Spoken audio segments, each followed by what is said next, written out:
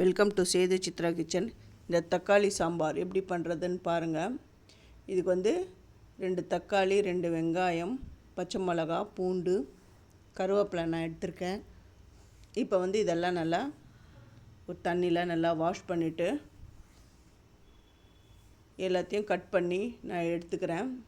இந்த வெங்காயத்தில் இருக்கிற அந்த நடு இதில் காம்பு பகுதியை நான் எடுத்துடுறேன். இப்போ இது எல்லாத்தையும் நான் வாஷ் பண்ணி எடுத்துன்னு வந்துட்டேன். எல்லாத்தையும் கட் பண்ணுறேன். ஃபஸ்ட்டு வெங்காயத்தை நான் கட் பண்ணிக்கிறேன். இந்த வெங்காயம்லாம் நல்லா கட் பண்ணிட்டேன். இதுக்கப்புறம் தக்காளியையும் வெட்ட போகிறேன். தக்காளி அதில் இருக்கிற காம்பு பகுதியை நான் எடுத்துட்டு தான் இதெல்லாம் நான் கட் பண்ணுறேன். இது வெங்காயம், தக்காளி. அதுக்கப்புறம் பூண்டை உரித்து வச்சுட்டேன். பச்சை மிளகாவை கீனியை எடுத்து வச்சுட்டேன். இப்போ நான் குக்கரில் வெட்டி வச்சுருக்கிற வெங்காயம், தக்காளி இது ரெண்டுத்தையும் இதில் நான் சேர்த்துட்றேன். அப்புறம் பச்சை மிளகா, பூண்டு, தக்காளியும் சேர்க்குறேன். கருவேப்பிலையை வந்து தாளிக்கும் பொழுது அதை சேர்த்துக்கணும்.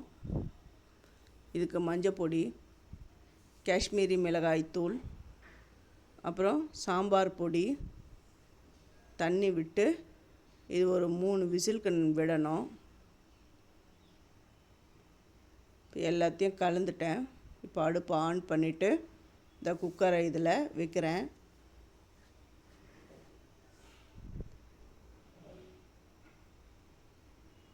இது 3 விசில் வரட்டும்.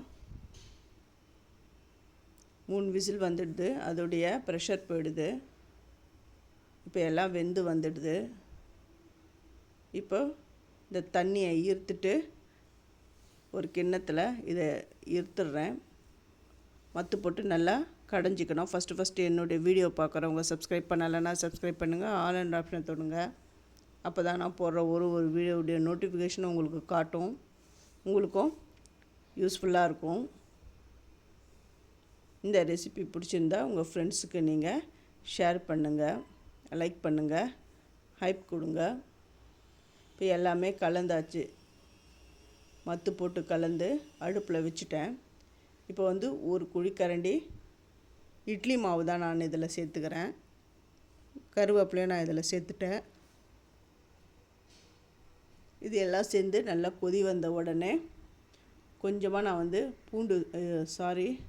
வெல்லம் சேர்க்குறேன். ஏன் நான் வெல்லம் சேர்க்குறேன்னா, நம்ம வந்து 2 தக்காளி ஆட் பண்ணுறோம். அதனால் கொஞ்சம் அந்த புளிப்புலாம் இல்லாமல் எல்லாம் பேலன்ஸ் பண்ணுறதுக்காக தான் அந்த வெல்லம் கடைசியில் நான் சேர்க்குறேன். இப்போ இதை வந்து ஆஸ் யூஷுவல் எப்படி தாளிக்கணுமோ அதே மாதிரி தான் எண்ணெய் விட்டு எண்ணெய் சூடானவுடனே கடுகு, வெந்தயம், அப்புறம் உளுந்து இதெல்லாம் போட்டு கருவேப்பிலை கொஞ்சம் சேர்த்து நான் தாளிச்சிட்டேன். சுட சுட இட்லிக்கு இந்த தக்காளி சாம்பார் அவ்வளோ நல்லாயிருக்கும். இப்போ இந்த இட்லியை அப்படி கவுத்தி எடுத்துடுறேன். தலைக்கீழாக போட்டுடுறேன். நல்லா இட்லி நல்லா சாஃப்டாக இந்த மாதிரி பந்து மாதிரி. இது ரேஷன் அரிசியில் தான் நான் வந்து செஞ்சுருக்கிறேன் இந்த இட்லியை. இதோடைய இட்லி எப்படி பண்ணணும் அந்த ரெசிப்பியை நான் வந்து ஆல்ரெடி என் வீடியோவில் நான் போட்டிருக்கேன். தேங்க்யூ.